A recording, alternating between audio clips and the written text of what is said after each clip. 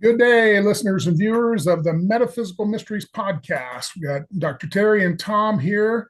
And of course, this is the most interesting part of your day. And we have a fantastic guest here with us, SIMRAN.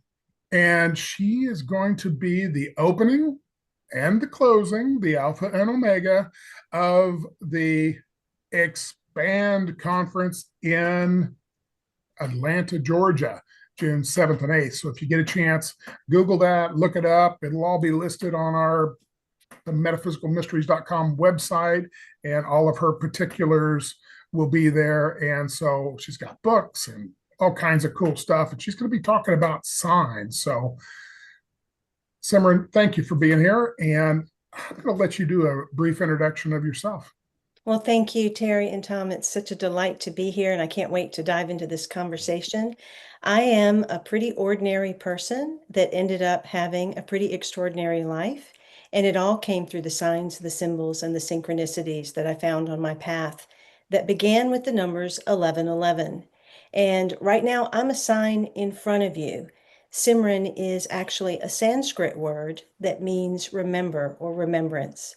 And so I signify this remembrance that we are all here to do because we are not who we think we are. We are not even what we think we are. And the more we discover that beautiful metaphysical mystery, the more empowered, the more purposeful, and the more peaceful we will be. Fantastic. Tommy, you want to lead off with a question? Yeah, you have a very unique path from what I've read about how you got here. Do you mind taking the audience through some of that? How did you begin into this world? How did you know you had these skills and how did you develop it all? I have a very ordinary background. I started off in retail in a family business in a very traditional Indian family culture system. And I had quite a few difficult experiences that were going on in my life. And one of those ended up being an arranged marriage. And so it became really challenging during that marriage. There were all kinds of things that I was having to deal with, including addictions and things that were taking place in the marriage. And I know that you've done a lot of work, Tom, with people that deal with anything from addiction to PTSD to Mhm. trauma and all of that sort of thing. And I really didn't know very much about personal growth. I wasn't really engaged with spirituality. I had faintly been reared in our tradition, but I didn't speak the language, so I didn't really have a whole lot of that. I just knew that life hurt and that it Okay. didn't seem like life was supposed to be this way, that love was supposed to look the way that it looked in my life. And I wanted answers. I just couldn't imagine that we were plopped down on a planet and we were here at random and that there was no rhyme or reason to anything whatsoever. Well, it got to a certain point where it was extremely painful, and I literally, on my hands and knees, asked for a sign. And I was at that point of not wanting to be here anymore, feeling like there has to be more to life than this. And as of that day, I started seeing the numbers 11, 111, and 1111. And it got to the point that I started seeing them almost 30, 40 times a week. And they would show up on everything from license plates to billboards to store receipts. They even appeared on a set of train cars when I took my spouse at the time to rehab. I had stopped at a railroad track. The bar had come down, and I put my head on the wheel, started sobbing, and the train blared its horn, and I looked up and there was an 1111 on every Hmm. single car. Giant things you can't even make up. And so that was the initial beginning of my journey. And as that started, I noticed when the 11s were showing up for me, and I started to correlate them with when I was having questions or when I was dreaming about something I really wanted that didn't seem like it was even possible. And once I noticed that that communication actually synced together, then I started wondering how many other ways is the universe actually talking to me, talking to all of us? And that just led me down a personal growth path that has been magical and fun and simple and something anyone can do. Very cool. Were you aware what the 11s meant when you first started the path? At the time they started, I was not aware. I got home after leaving my partner at rehab, And I was really sad. I was quite depressed around what our marriage looked like and where he was and what this meant for our family. And so I went to bed. And for the next several weeks, I was in and out of bed. But every time I looked at the clock, it was either 1:11 or 11:11. And by the end of the fourth week, I was so angry at the world and at the universe because no one could tell me what this meant that I said, either tell me what this means or make it stop. And we all get to that point, right? We Mhm. get to those places of real frustration. And sometimes that's the moment that we are surrendered enough to let something in or to start to notice. And in that moment, I had this knowing of what the 11s were, that they are a pre-encoded trigger in our cellular system. Whether you see them or not doesn't matter. You are seeing something, and it is showing up repeatedly. The 11s for me came because I was here to do some work on the planet around helping individuals understand that we have four pillars we are here to master, and that is mental, emotional, physical, and energetic. And all of those four make up the spiritual. So we are the ones and we are the one. And that is what it symbolizes. And when I got that download, I heard the words inside myself in my own voice, do this now, you will heal and others will heal. And that began the journey of 1111 magazine.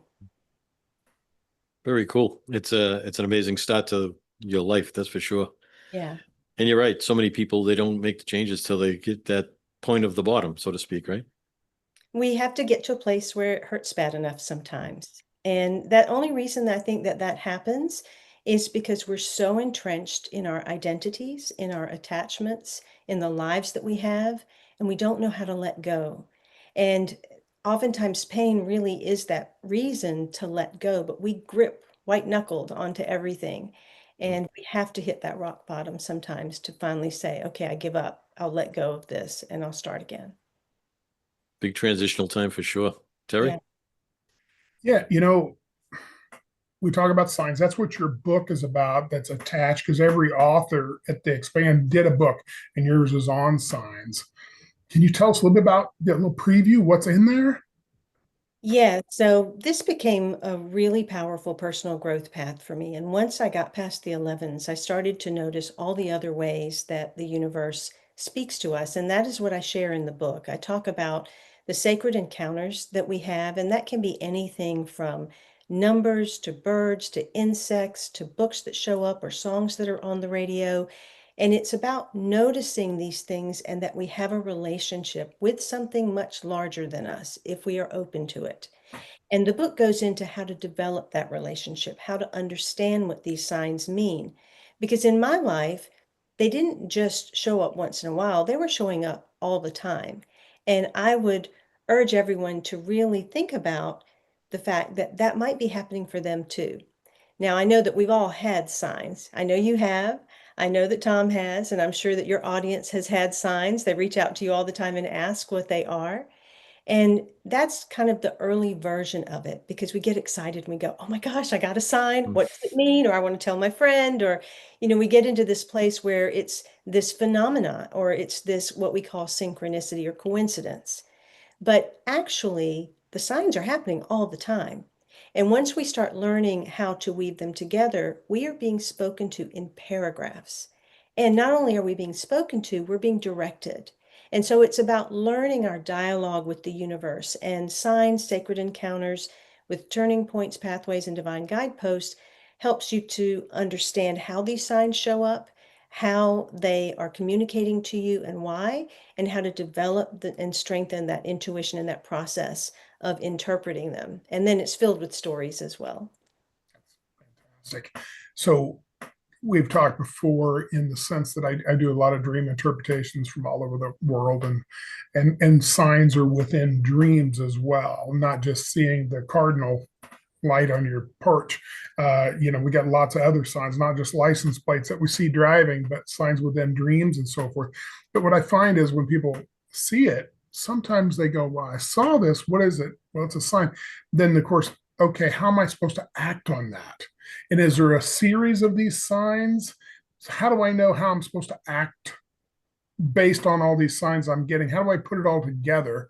And so I think that comes down to your expertise of interpreting to a degree, and I think everybody has a unique interpretation based on what's going on in their life, but there are some general methodologies, don't you think, to be able to interpret Yes, that? you can Google, you can go to AI, you can go to all kinds of places and find out the meanings of different signs. And that again is the surface part, because that's when we are excited, we start to notice them, and we really quickly want to get that meaning. But there's always a deeper meaning. And the more we're willing to start trusting them and trusting ourselves in regard to the interpretation, we start to develop our own dialect with the universe. And then we really find out what the universe is trying to tell us around that. I do agree, dreams are definitely filled with signs. I have a section about that in the book as well. And what you'll discover in regard to all the signs is, or at least my philosophy, is that all the signs are you. Whether they are the dream or whether they are external, whether they are the angry grocery store clerk that you're meeting, or whether they are that beautiful song that showed up on the radio the minute you were thinking about something. All of the signs are showing up to show you more of you.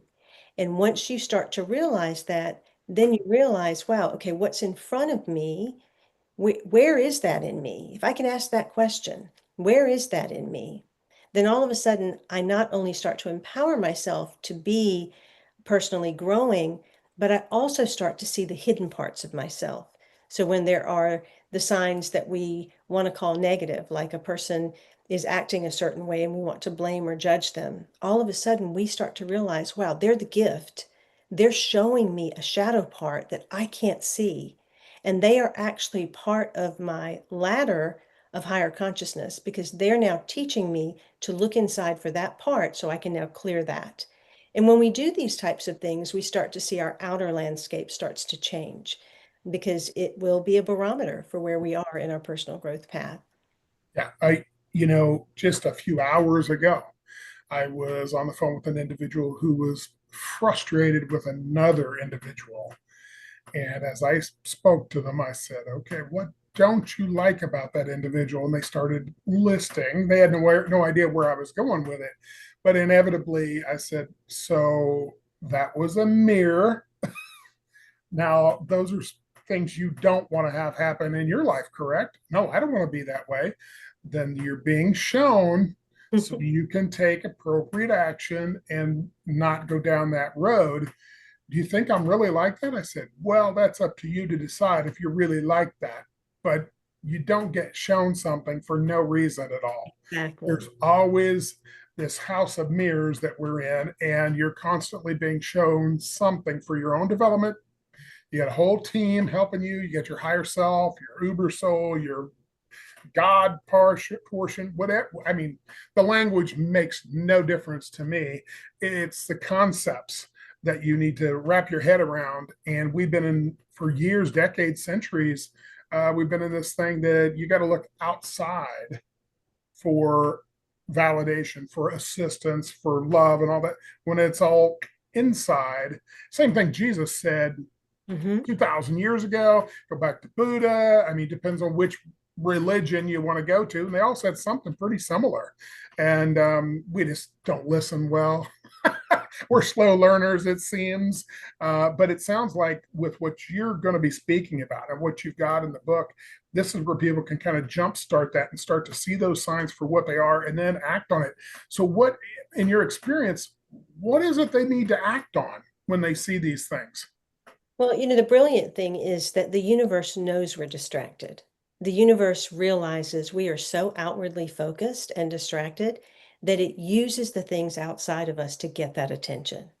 And it will keep sending that same sign to be that tap on the shoulder again and again and again. And if you don't get it, it'll become a pebble and then a rock and then a boulder. And eventually you will get it that there's a sign here. I'm not listening. And once we get that sign, whether we pick up on the subtle one or we have to have the boulder hit us, once we get that sign, if we start to realize, okay, that was a communication to me, and a conversation takes two. So now there's a part I have to play. And that part is typically to help us balance our masculine and our feminine side within. And so if we have been someone that has held back and has not been active, has not been inspired, has not been someone that has pursued their dreams or their passions, then it is going to be more of a masculine action that has to take place. If we are someone that has been pushing and driving and hungering and just constantly going out in the world in a dominant way, then that message is going to ask us to recline, to relax, to go more inside. Either way, all signs point back here because every sign is you. And every sign and every conversation is asking you to go back inside and discover what is the truth here. What I love about both of you are your names. Because when I saw your last names, I thought, and then when I heard your story, I thought, wow, what signs these two beautiful men are. Because true blood, and with the history that you've had in law enforcement and all of the things that you've done in terms of also the communications and then now the metaphysics, it all ties together. And all of our lives are like that. Like we're trained one step after the other for the things that we're going to do. But true blood, you're literally a sign here for people to say, find your true blood, not the blood that you came in with. It's the true blood, the creative inheritance that you are here to remember, to be the next legacy of, the next lineage of. And then Greenlaw, Tom, with you working with those law enforcement, those firefighters, those PTSD, the people that are dealing with different types of substance abuse, all of those things, to be Greenlaw. And I keep saying in my head, it keeps going Greenlaw. It's like it wants to flip. And it's like the green is the heart chakra. It's the love. It's the open up to that love. The pain that these people are feeling when you're with them, your name just is the symbol in an instant. Open up to the heart. Now you've fought against that for so long, open back up to that. And I don't know why your last part of the name keeps wanting to switch to law to me, because that is the law. That is universal law, love, that purity of love that we are here to be. And so once we start interpreting signs, all of a sudden our brains start to work in a way where we start to see them. And it becomes this magical, playful way of being in life, even when we have what I call the unorthodox signs. And those unorthodox signs are those things that some people call the thing that comes with the silver lining, but they kind of mean it to not really embrace it. And I'm telling you to embrace all those signs. Embrace the burst pipe, the flat tire, the car accident, the broken leg. All of these things are actually beautiful signs, not to hold you back, not to push you down, but to actually help you move forward towards something that you really want. They're trying to break down the old life. And so once you start on this path of signs, remember it is a conversation. And so when you get one, pause for a minute and think about what you were just thinking about. And if it was a dream, if it was a move, it was I want a new career, if it was I need to leave this marriage, whatever that is, your next step is to act on that in the way that you now need to act. So what do you say to the person that's new at this and they go, that's just life. That just happened. I don't know what you're talking about being a sign. Because I know when I started down this pathway, if I asked for a sign, I used to say, I'm not the brightest bulb at picking this up, so I need to be hitting the head with a neon flashing sign, please. So what do you say to someone like me starting off? I would say do that. Actually ask for something that you want to see, and then allow the space for it to happen. If you are really going to believe it's not going to happen, then you're going to miss it. Not because it's not there, because it will come, but you're so blinded by your own hard mindset that you won't see it. And so I had a client that actually said, I don't believe you. I could ask for anything. And I said, sure, you can ask for anything. She said, all right, I want a rhinoceros to show up in front of me. And I said, okay. She said, there's no way a rhinoceros is going to show up in front of me. I live in North Carolina. I said, just wait and just see. And she waited a few days, and sure enough, someone sent her a card and it had a rhinoceros on the front of it. And she was so skeptical that there are no signs, there are no signs, there are no signs. Not only did that happen, she went to work and someone had gone on a trip and had brought her back a miniature rhinoceros little figurine. So the universe is listening to us. The universe is here to support us. And in truth, the universe is you. The one sending the signs is your soul. It is your higher self, the greater aspect of you that is actually orchestrating all of this. And it's doing so because if you're a little bit off path, like I went at some point, and you decided to take the scenic route and the exits that were there rather than staying on the highway, then you're going to get those signs to redirect you back to the highway, right? It's just Mhm. the way that it works. You know, you're talking about signs. I had a client and she was coming to a group at my facility, and she'd had a really tough couple of days, and it was her first introduction to metaphysical type things because she was entrenched in a religious background. Let's just leave it at that. And so she kept saying, if this is the right path for me, I need to see a lighthouse before I even get to this facility. I have to. And so she put that out like 3 days ahead of time.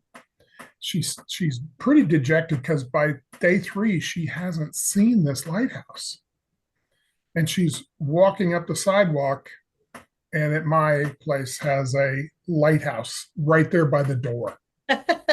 And she went in and she was like, oh, she goes, I'm where I'm supposed to be. And she told the story about the sign she'd asked for, thought it was not going to happen. And then moments before she walks through the door, because she was going to give it all up. She said, I'm going back to religion and that kind of stuff. And the lighthouse kicked on, and there you go. Yes. And Fascinating. ultimately, the signs are here to teach us to trust because, in truth, most people don't trust the world. They don't trust other people. They don't trust life. They don't trust the universe. They don't really trust God because why would God create all these things? And significantly, they don't trust themselves. And so to me, the path of signs is a path of trust, is to help you know that you can trust your intuition, is to help you know that you can trust that life is there for you. And when you begin that path in the simplest way, which is just ask the first of 5 questions that I actually wrote in my very first book called Conversations with the Universe. And that question is, where is that in me? If you simply use that one question all the time, you will discover everything is you. And once you start to find those, like you had told Terry, your client or your friend, that he needed to look at this person in front of him that was frustrating him, when we start to do that, all of a sudden we do start to see ourselves better.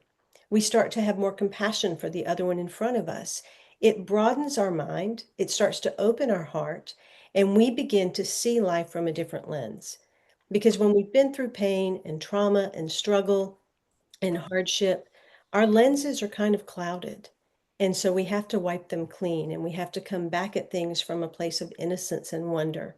And the easiest way to do that is signs because they're playful, they are wonderful, and they will stop a person in their tracks for a moment. If they're in a frenzy, if they're caught up in something and you see a sign or you're driving down the road and something catches your eye, all of a sudden the whole world pauses for a second and you take a breath and you can reset. And so that's the best way to use the signs, but you can go much deeper than that too. You know, a lot of times people are going down the road of a project. It's a big earthly project that they really want to do. I mean, they're following their passion, they're doing what they're supposed to be doing, but they may not actually realize why they turned that corner in the first place to go after that particular passion. Is there something that you've seen in your experience where you're just bebopping along and all of a sudden you make this right turn to go do something you may never plan to do? But you're thinking back, you scratch your head and go, when did I get this sign? Why am I going down this road? Is there something you can help people with to even try to remember what was it that turned you to take on this big project that you really love?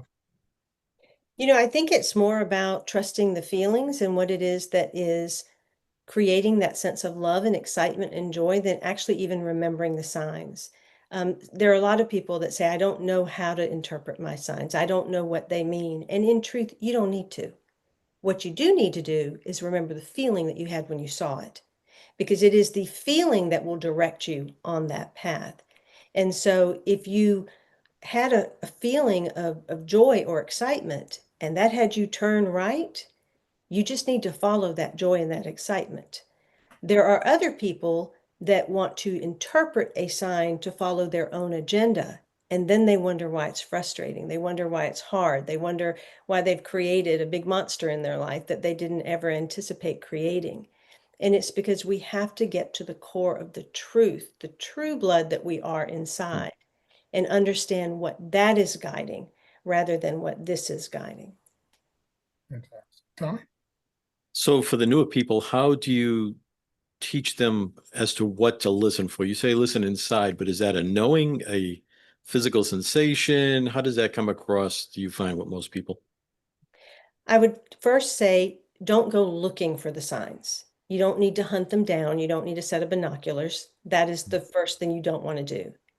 What you want to do is notice when something feels like a sign, when it seems to be a sign. For example, you are driving down the highway and you're thinking about something. Maybe you're thinking about a struggle at work or an issue in your relationship or something to do with your child. Or maybe you're thinking about, gosh, I really wish I could move to the West Coast, or I really wish I could start a new job, a different place. Whatever you're thinking, if there is a moment where all of a sudden your eye just kind of catches something and you find yourself frozen there, or a song comes on and it seems to exactly answer the question that you have in your mind at that time, that is when you'll have the sign. And again, there's nothing to do with it initially for the beginners. Just start to notice it. Start to notice that you're not alone, that there is more out there that is actually supporting you, that you are and have always been on life support. And the more you notice these things and you start to trust them, then all of a sudden you're going to get more comfortable in taking the action. And so I tell people, don't rush into it, because we really came here for an experience. My main saying that I say is, you are not on a journey, you are the journey. So there's no end destination. You don't have to go become the metaphysical guru all of a sudden and know everything, right? That you're here really to experience every part of the journey of the awakening to yourself. And that's the beauty of it. You are experiencing itself. And so when you are going through things, whether it is the hardship of the kinds of people that, Tom, you deal with, or Terry, the people that you face that are struggling with life in their own way, if you can just realize it was just an experience, it's not personal. You're just going through an experience. Can you look at it that way? And can you look at what's in the experience? What is showing up in the experience? Because those are the signs. And again, that will guide you on that personal growth path. You know, talked about as you go progress through your journey. So what's your take on destiny versus free will? Do you have a thought on that? I have thought about that a lot. It's for the second trilogy that I wrote. And the question that I had inside myself was, is it destiny, is it fate, or is it free will? And the answer was yes, yes, and yes. It is all of it, There you right? go. I teach that the same thing. So I'm glad you said that. Yes. I feel somewhat reinforced. It is. It is all of it. My own personal philosophy is the free will actually sat with the soul. It was the soul's free will to determine who we would be born to, what our life would look like, the obstacles that we would encounter, the path that we would have to take, the awakening that could be possible. And because that was all laid out and there are parallel realities, we get to experience all of them. And so that is the destiny. We have all of these multiple destinies that sit in front of us. It just depends on which vibrational frequency we decide to anchor at. And if your signs are all showing up to be things like hardship, or you're looking at them in a negative way, then you know that you're in a lower vibrational frequency. But when you get to a place where the very same thing could happen, and all of a sudden you're going, oh, wow, that actually is a good thing. It's trying to tell me this. You're at a higher frequency because you're seeing the reality rather than the illusion. Absolutely. You know, you talked about parallel lives. So, as a master hypnotherapist, a regressionist kind of guy, people want, one of the big things they want to do is past life regression. And I do tell them, I said, listen, past life regression is a linear thought process, and we aren't really doing that. I'll talk it that way because it's easier for the third dimensional mind to figure it out. But I said, let me make it simple. My dad was in construction at one point. So I said, PVC pipe. You know what that is? PVC pipe. It's plastic, and, we put it underground and run water through it and all that. Yeah. I said, so let me put it this way. If you took a whole bunch of PVC pipes and put them all around your head, like a big old crown stuck out there, and then the one you're looking directly at, let's say that's this timeline that we're on right now, but you look at the one a little bit to the left, it would be what we would linearly call previous, and all the way back around, and then it comes all the way around future, and I said, so it's alpha and omega. We started off with this, and I said, so you're projecting out all those PVC pipes at the same time. So can one over here help the one in front of you? Absolutely, because they come back to the same circuit board, your uber soul or higher self, and then they stick those data points in there to assist you. And so I put it in that form so people can understand it. Now, it is much more complex than that, and it's much, more expansive than that. But at least they go, okay. So yeah, I know a PVC pipe, and all these lives are going down. Yes, they are. So if you want to go back to this one, I will help you go back and look at this one, but you're not really going back. You're kind of going sideways. Exactly. And they're like, okay, I get it. So I don't know if that makes sense to you, but that's kind of how I explain it to people.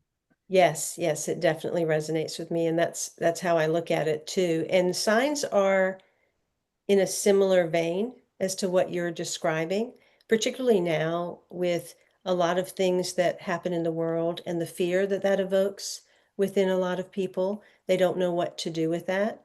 And so the more advanced work when it comes to signs is for individuals to start realizing that we actually have the ability, each one of us, to start shifting that outer world.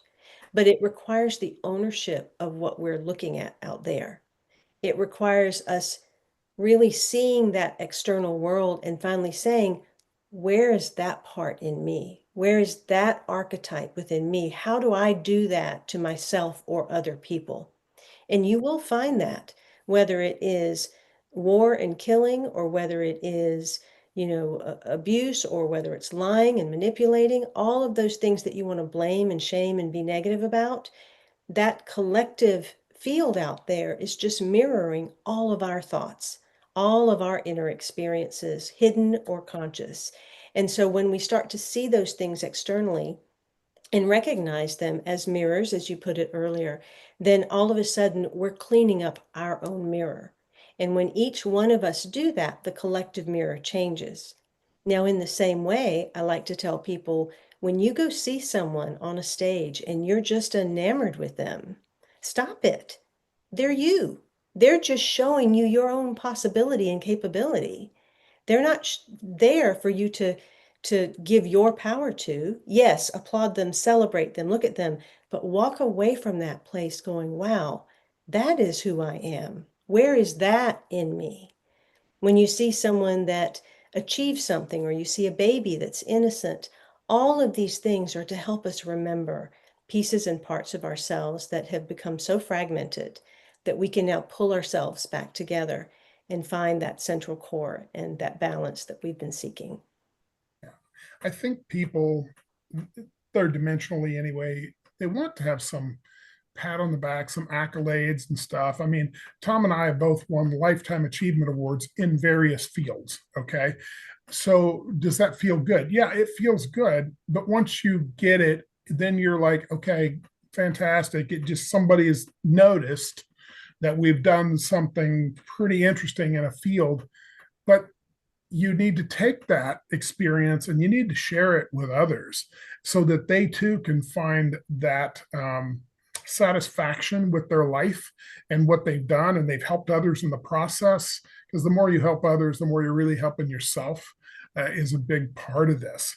And people oftentimes ask me, said, because I live in a Bible Belt, so they'll say, Terry, what's God look like? What's the devil look like? I said, oh, that's so easy. I see him every day. And they go, what? You see the God and the devil every day? I said, yep, do.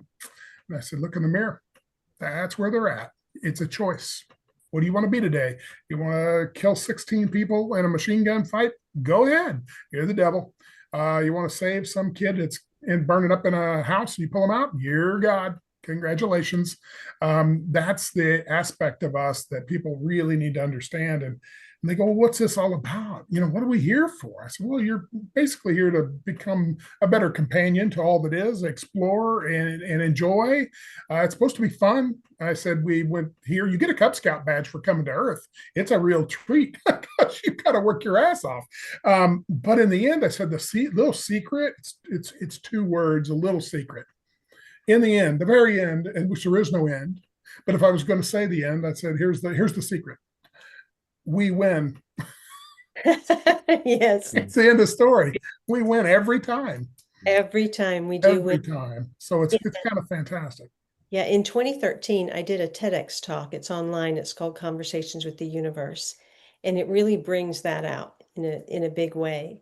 And what I can tell you about following signs as a personal pathway of growth is that the more you do this, it not only has you illuminate and radiate bigger externally because your light starts to shine, but it also takes you deeper internally.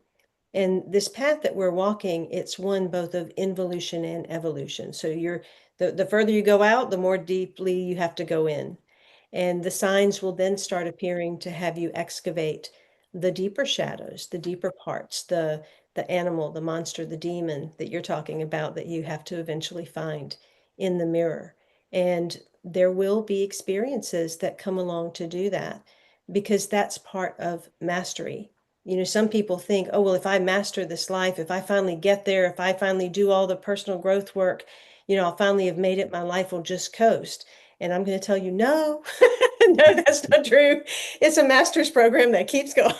And Exactly. so you're going to just be given greater tasks to be able to see that you can surmount, not in a way to challenge you, to push you down, but in a way that you can truly see how powerful you are and what we're capable of and the full extent of our creative capacity. And that too is a beautiful part of the experience. But that then also takes you through some of those places that are those dark nights of the soul. And right now, there are a lot of people having their own dark night. We have that many times. And some people say our country's having a dark night, our world is having a dark night. But I have, through my own experience, realized that real light sits inside that darkness. And if we're willing to go there, if we're willing to really immerse in it and let it swallow us whole, then all of a sudden the signs that are within the darkness lead us to what is true light rather than artificial lighting. And that's ultimately where we have to go. Absolutely. Well, we're going to start to wrap this up. I could sit and talk with you for hours and we have a good time. No question. A lot of stories and that sort of thing. And that's the fun part of this metaphysical journey, if you will. It's sharing it with others, and I think that's cool. I'm trying to teach a little something along the way, and that so forth. So, but Tommy, you have some wrap up comments or questions? Yeah, I know it's been a short time, but appreciate everything you've shared with everyone today. That's, very helpful to many. What I'm taking away from all this is, although some of the path along the road can be bumpy and tough, really what we're talking about is keep it simple because it's not complicated. That's it. We stay there, we're in the right vein, so to speak. Yes. Yes. The signs are really trying to bring you to presence. Mm-hmm. If we can just stay present, then it is very simple. Yeah. You guys are amazing. I think that what you're doing, the bridge that you are between people, the light that you share both in the trenches and as examples is completely phenomenal. So I'm deeply honored to have been in conversation with you and just celebrate the work that you're doing together and the fact that you're doing it together. I think that's the most awesome thing in the world. And so keep on keeping on. We do the best we can with our limited brain power. So We wanted a platform to do stand-up comedy. This was the closest we came. Yeah, we do a little comedy too, so that's always fun. But I really want to thank you for being here. I think it's been exceptional interaction. I think people are going to love you at Expand in Atlanta, June 7th, 8th, that kind of thing. And so they need to Google that up. We'll have all your information on the metaphysicalmysteries.com website. And then, of course, we'll have it on all the podcasts. And it's going to be on all the different platforms. We're on everything, so it'll be there for you. And I would encourage people to take a look at your book, Signs, because I think you've laid the groundwork for an exciting read. So I look forward to getting that myself. I haven't had a chance. I had a chance to potentially get it, but maybe not in time for this interview, but I will take the time to get it. So it sounds like an absolutely great resource to have. Well, thank you so much. And I look forward to seeing everyone at Expand that can make it. And for those that want to keep in touch, just come to 1111mag.com and explore all of the free resources that I have there. I'd love to have you. Perfect. Well, for all of us here at the Metaphysical Mysteries, we thank you for listening. And Tommy and I will be back with another amazing guest, and get a chance to check out Expand. We'll talk to you all soon. Bye-bye. Thank you so much.